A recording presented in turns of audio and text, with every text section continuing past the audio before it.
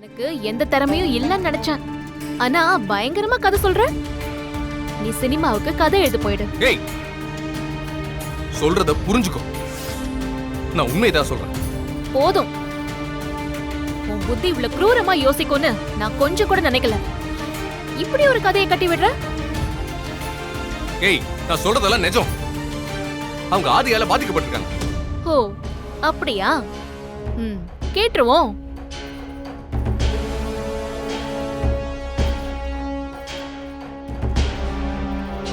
ஏய், இதைத்தானே தேடுற?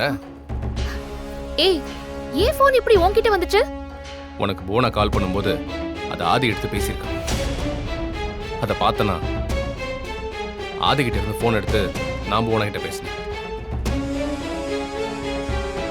இந்தா பேசு, எல்லாம் உண்மையும் தெரியும்.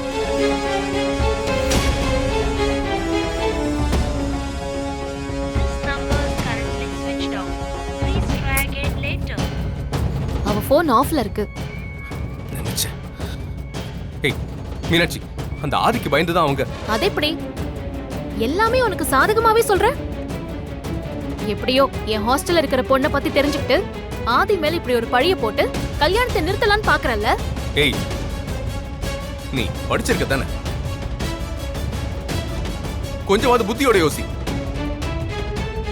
மீனாட்சி, அந்த ஆதி பெரிய பெரிய தப்பெல்லாம் பண்ணிட்டு இருக்கான். அவனை நீ கல்யாணம் பண்ணா உன் லைஃப் மொத்தமா காலி ஆயிடும். ஏன் லைஃப் பத்தி கவலைப்பட நீ யாரு? ஏய் மீனாட்சி, புரிஞ்சுக்கோ மீனாட்சி. உன் கூட ஃப்ரெண்ட்லியா பழகுன பாரு, அதான் நான் பண்ண பெரிய தப்பு. உன் மேல எனக்கு லவ் இல்லைன்னு சொன்னதும் அது உன்னால ஏத்துக்க முடியலல்ல? எப்படியாவது கல்யாணத்தை நிறுத்திடணும்னு இவ்ளோ பொய் அடக்கிட்டு இருக்க. ஐயோ மீனாட்சி, நான் பொய் சொல்லல. உனக்கு எப்படி சொல்லி புரிய வைக்கிறது எனக்கு தெரியல. நான் சொன்னா நீ நம்ப மாட்டேன்டா. அந்த புவனவை கூட்டு வந்த. இந்த கல்யாணத்தை பண்ணிக்கிறதுல நிஜமாவே உனக்கு முழு சம்மதம் இருக்கா?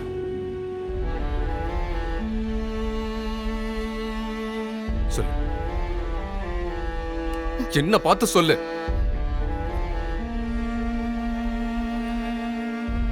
உன் அம்மா சொன்னதுக்காக நீ கடமைக்குன்னு தான் இந்த கல்யாணத்தை பண்ற. இது இல்லைன்னு உன்னால சொல்ல முடியுமா? எனக்கு என் அம்மா சந்தோஷம் தான் முக்கியம். ஏய், ஏன் மீனாட்சி, ஏன் மீனாட்சி இப்படி இருக்க? அவன் எப்படிப்பட்டவன் தெரியாம? எனக்கு ஆதி யாருன்னு தெரியும், நீ யாருன்னு தெரியும். உன் சர்டிபிகேட்லாம் எனக்கு தேவையில்லை. ஏய் மீனாட்சி, இது உன் லைஃப். என் லைஃப் நான் பாத்துக்கிறேன் ஜீவா. எனக்காக நீ கவலைப்பட தேவையில்லை. இதுக்குதான் அந்த மண்டபம் பக்கமே வர வேணாம்னு சொன்னேன். எனக்கு ஏதாவது நல்லது செய்யணும்னு நினைச்சேன்னா தயவு செஞ்சு இங்க இருக்காத. இந்த மண்டபத்தை விட்டு வெளியே போ. மீனாட்சி, போன்னு சொல்றேன்ல, என் முகத்திலே முழிக்காத.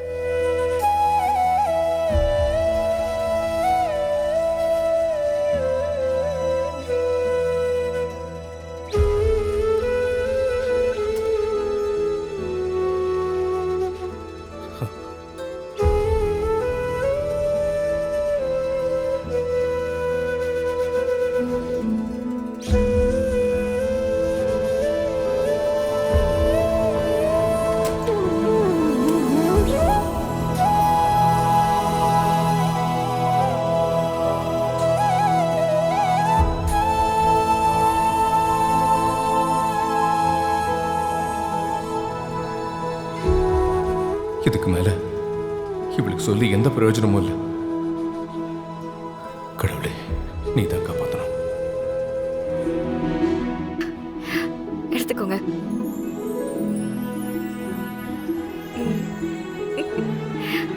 ஜீவா, இந்தா அர்ச்சதை எடுத்துக்கோ. ஆ,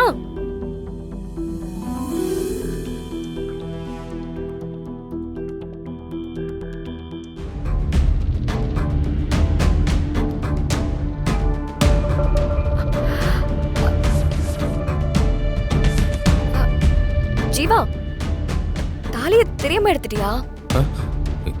இல்ல மந்தினி, அதுவா கையில வந்துருச்சு. நான் தான் கவனிக்காம இருந்துட்டேன். தட்டுல வச்சிரு.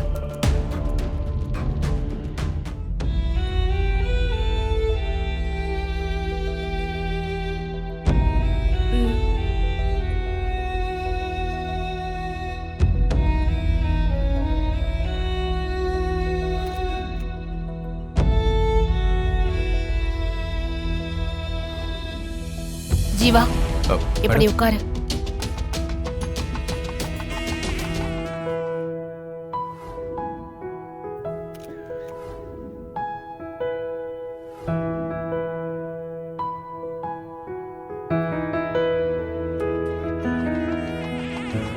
அந்த பையனோட அவ சந்தோஷமா இருக்க முடியாதுன்னு எனக்கு தெரியுது. என்னை விட உனக்கு நல்லாவே தெரியும்.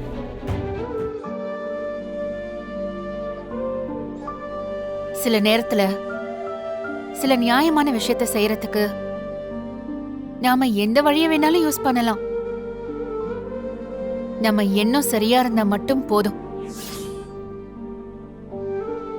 உனக்கு இந்த நேரத்துல என்ன பண்ணா மீனாட்சியோட வாழ்க்கைய காப்பாத்த முடியும்னு தோணுதோ அத தைரியமா பண்ணு. ஒரு பொண்ணோட வாழ்க்கைய காப்பாத்த நீ தப்பே பண்ணாலும் அது சரிதான். இப்போ மீனாட்சி வாழ்க்கை உன் கையில தான் இருக்கு. உன் மனசுக்கு சரின்னு படுறத நீ செய். ம்.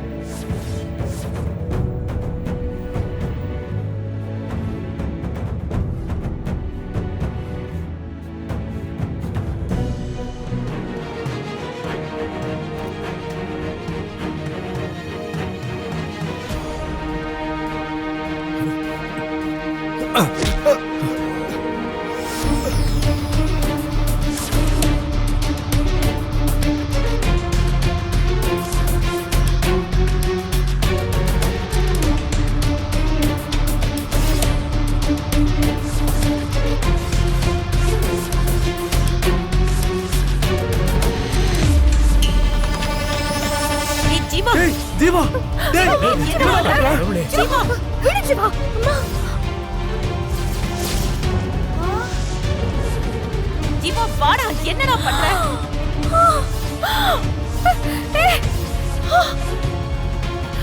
ஜீவா அட பாவி, என்னடா, என்ன காரியம் பண்ணிட்ட?